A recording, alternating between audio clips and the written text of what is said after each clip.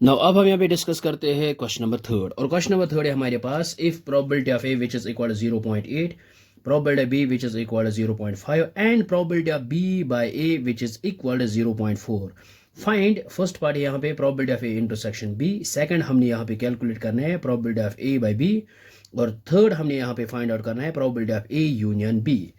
तो सबसे पहले हम यहाँ पे लेते हैं probability of A intersection B. तो इसके लिए हम हमारे पास जो गिवन है यहाँ पे ये है हमारे पास probability of B by A. तो इसको हम यहाँ पे लिख सकते हैं probability of A intersection B divide by probability of A, क्योंकि ये हमारे हमारे पास फॉर्मूला है probability of B, conditional probability of B by A which is equal to probability of A intersection B, चाहे आप बी इंटरसेक्शन ए लिखो ये सेम है, डिवाइड बाय ये जो नीचे है ए, यहाँ पे आएगा probability of A.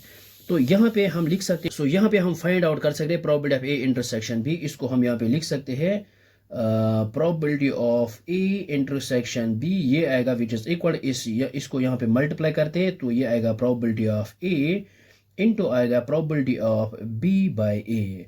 So which is equal probability of A हमारे पास गिवन है, ये है 0.8 into probability of B by A, ये भी गिवन है हमारे पास 0.4। सो ये आएगा 0.8 इंटू 0.4, ये आएगा 0.32। So this is the required probability of A intersection B. तो यहाँ पे हमने कंडीशनल प्रोबेबिलिटी की फॉर्मूला यू अप्लाई की है, क्योंकि ये हमारे पास गिवन था तभी हमने यहाँ पे इसको किया है। अब हमने यहाँ पे फाइंड आउट करना है probability of A by B. So which is equal probability of A by B, ये आता है probability of A intersection B divide by probability of B which is equal, और probability of A intersection B ये already हमने यहाँ पे किया है 0.32 divide by probability of B, और प्रोबेबिलिटी ऑफ बी हमारे पास है 0.5। सो यहाँ पे लिख सकते हैं 32/100 और फिर होल डिवाइड यहाँ पे आएगा 5/10। सो विच इज इक्वल यहाँ पे 32/100 इंटू यहाँ पे रेसिप्रोकल करते हैं, ये आएगा 10 ऊपर और 5 नीचे, यहाँ पे 0 और 0 गेट्स कैंसल आउट। सो ये आएगा हमारे पास 32/10 इंटू आएगा यहाँ पे 5। सो यहाँ पे आएगा 2 इंटू 16 आएगा 32, 2 इंटू 5 आएगा यहाँ पे 10।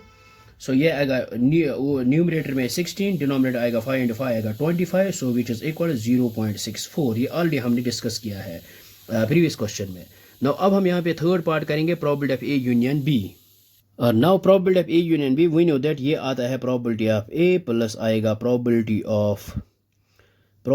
ऑफ बी माइनस आएगा probability of A intersection B. So which is equal probability of A already हमारे पास गिवन है 0.8 प्लस प्रोबेबिलिटी ऑफ बी है हमारे पास 0.5 minus probability of A intersection B, ये ऑलरेडी हमने यहाँ पे फाइंड आउट किया है 0.32।